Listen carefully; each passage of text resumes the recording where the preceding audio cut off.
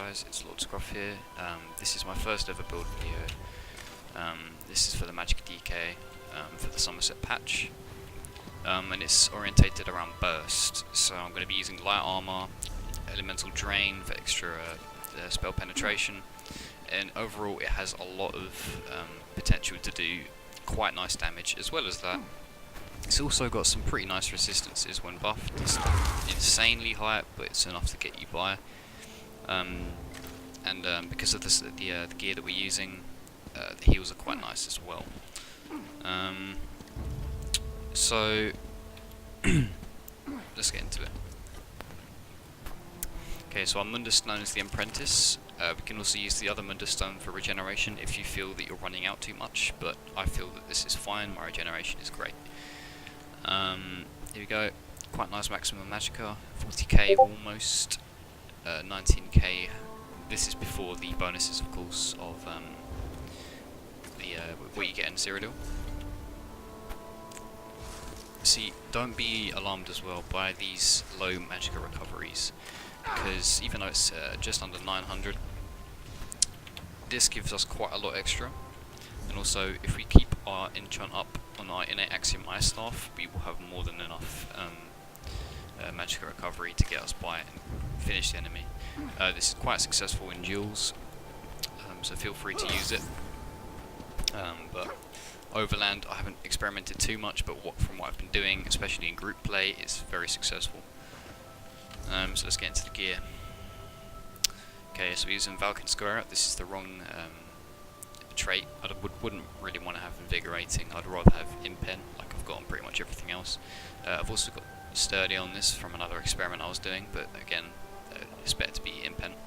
It's a 5-1-1 setup, 5 light, 1 heavy, 1 medium. We've got Bloodthorn as the second piece, 3 spell damage, but you know, in case I ever come into a situation where I feel okay, I'm taking too much damage, there's a lot of pressure, I need the extra recovery, I'd be using these. I don't want to take too much of the spell damage away, so I've always got this Bloodthorn necklace on. But if I take away too much of the damage, of course, it's not going to be that great, because DK isn't great for burst at the moment, small dots. Yep. On our front bar, this could be infused or nirn-honed. I prefer nirn-honed. Weapon damage enchant increases the spell damage. This is really important because, again here, low spell damage, it needs the buff. So, infused weapon, nirn-honed weapon damage, max Magicka on the shield, and yeah, absorb Magicka enchant on the staff. What else? Here are our skills that we're using. This isn't supposed to be here. Okay, coagulating blood, engulfing flames, flame lash, flames of oblivion, structured entropy, elemental drain, burning talons, burning embers, shattering rocks, and volatile armour. If you want to use any of the other morphs, feel free, but these are generally the morphs I prefer. You can use cauterize, but for the purpose of the build, I prefer Flames of Oblivion. It scales better with the damage. You get more flame damage than you do heals, so I'd prefer to use this. It's overall more effective. I'll win more duels with it. Structured entropy. We're using this morph because we really want that max health, since it is quite squishy. Elemental drain. You know, minor Magicka steal, brilliant. Lots of Magicka recovery, and also the major breach is really helpful on that.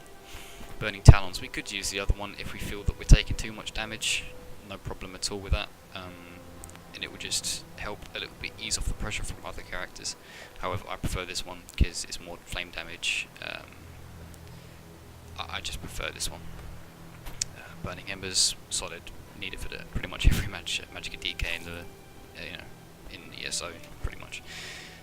Shattering rocks, another great ability. You can use the other morph, fossilize, but I prefer this, and this patch, that heal is nice. Volatile armor is needed, it's an extra dot, and it procs our Valken Scoria. Scoria procs off the dots, so the more dots we have, the better. Entropy is a dot, Flames of Oblivion is a dot, I think this gives a dot, yeah, this is a dot as well. Engulfing Flames is a dot. Burning Talons is a dot. Burning Embers is a dot, and so is Volatile Armour. So we've got plenty of dots. So this should be up pretty much 100% of the time. Every 5 seconds you can have a Scoria, which is plenty of opportunities for burst windows to use your Ferocious Leap unbuffed. 18,464 is quite high. There is higher out there unbuffed. I've seen 20k plus before. It's not uncommon to see things like that, especially in these bursty builds, but I prefer the slight reduction in damage because I just like the heal that you get from the co-regulating blood. Like, for example, you could use Silks of the Sun instead of Innate Axiom, and just change around how the 511 works a little bit, since it is a light set. So you'd have less resistances overall with the Sun. You'd have more damage on pretty much everything except your Coagulating Blood wouldn't be as good. You'd probably have to use Call to Rise, which isn't as good as Coagulating Blood.